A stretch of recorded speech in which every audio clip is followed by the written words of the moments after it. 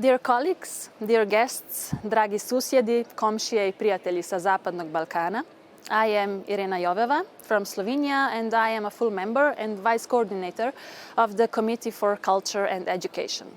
I would first like to thank my colleague Walter Flego for organizing the event on the Balkans, the EU and culture and bringing you all to this house of democracy.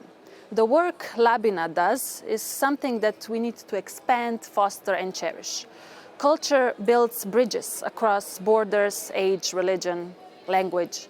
It provides us with knowledge, tolerance, empathy, admiration and beauty. This is what we need in the world of today that is being shaken by conflicts, anger, hatred and destruction. By bringing people together, we see that we all share similar issues, have similar hopes, fears and dreams. And what better way to create beauty and get to know each other than through arts?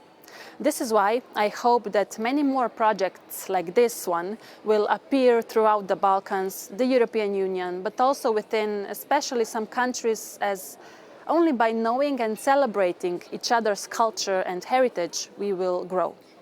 Together we can improve lives and transform them to better. I wish you a successful conference and more activities and projects as this one. Sretno!